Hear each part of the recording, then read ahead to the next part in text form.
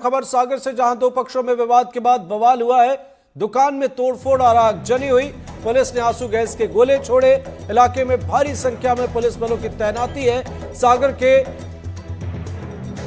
सानोदा इलाके का ये मामला है। तो अहम खबर आपको बता रहे हैं, जहां दो पक्षों में विवाद के बाद बवाल, दुकान में तोड़फोड़ और आगजनी, इलाके में पुलिस बल की तैनाती। सागर के सानोदा इलाके का मामला, दो पक्षों में बवाल, विवाद, मारपीट, तोड़फोड़ की तस्वीर नजर आई। सहयोगी अतुल गौड़ हमारे साथ जुड़े हुए। अतुल जी, बताएं क्या है ये पूरा मामला?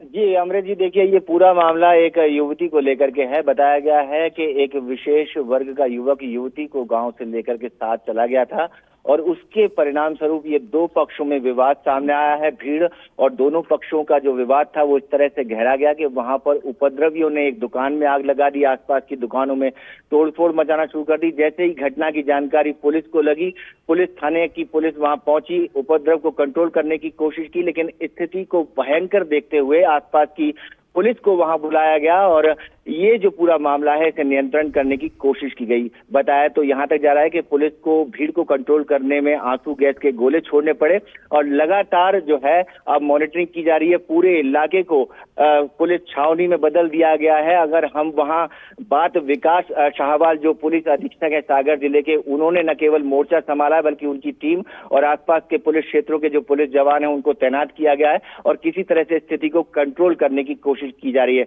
ये सागर जिले के सानोदा क्षेत्र का मामला बताया गया है और दो पक्षों में लगातार विवाद की स्थितियां सामने आ रही हैं और पुलिस लगातार इसको कंट्रोल करने की कोशिश कर रही है। जी अमृत जी, बिल्कुल जैसा आप बता रहे हैं कि पुलिस को यहाँ पर काफी कोशिश करनी पड़ी है। जो हम तस्वीरें देख रहे हैं, ये कौन लोग हैं, दो पक्ष कौन है, क्या इसके साथ ही क्या वजह इसके पीछे बताई जा रही है? क्या मामला है जहां प्रशासन के सामने भी चुनौतियां बढ़ गई हैं?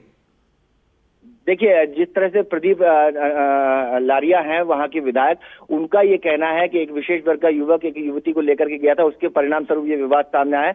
हालांकि जो आधिकारिक रूप से बयान सामने आने हैं उनकी हम प्रतीक्षा कर रहे हैं। जैसे जिला कलेक्टर और पुलिस अधीक्षक वहां के जिस तरह से बताएंगे, उस संबंध में हम कुछ विशेष तरीके से कह पाएंगे कि ये मामले की जड़ में मूल वजह क्या थी और स्थिति क्यों इतनी तनावपूर्ण हुई। हालांकि जो दो पक्ष हैं उनका भी अभी खुलासा नहीं हुआ है कि ये दो पक्ष कौन कौन से हैं और किस वर्ग से आते हैं। जी अमृत जी, बिल्कुल। तो कहीं ना कहीं चुनौतियां हैं। आपसे ये समझना चाहेंगे अभी कैसे हालात हैं, क्योंकि जहां एक तरफ विवाद की हम तस्वीर देख रहे हैं, ऐसा लग रहा है जैसे स्थिति चिंताजनक है।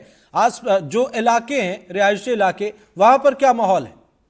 क्या वहां भी पुलिस बल की तैनाती है? जी बिल्कुल बिल्कुल अमृत जी, आपका सवाल बड़ा महत्वपूर्ण है। रिहायशी जो आसपास के इलाके हैं वहां लोग डरे सहमे हुए हैं और लगातार स्थिति न केवल तनावपूर्ण देखी जा रही है बल्कि लोगों ने अपने आप को घरों में कैद कर लिया है और भारी संख्या में सड़कों पर और सानोदा इलाके में पुलिस बल तैनात है और चप्पे चप्पे पर पुलिस की निगरानी है और पुलिस किसी भी तरह से उपद्रवियों को कंट्रोल करते हुए हवा में जो है आंसू गैस के गोले छोड़ती हुई दिखाई दी। और इस तरह के जो दृश्य हैं कहीं ना कहीं ये बताते हैं कि स्थिति बेहद संवेदनशील है और उसी स्थिति को कंट्रोल करने के लिए वहां के पुलिस अधीक्षक, जिला कलेक्टर सब अपनी टीम के साथ में मौजूद हैं और किसी भी तरह से स्थिति पर नियंत्रण करने की लगातार अभी भी कोशिश कर रहे हैं। जी बिल्कुल, नजर बनाए रखें आप, आगे भी आपसे अपडेट लेंगे। फिलहाल बहुत बहुत शुक्रिया।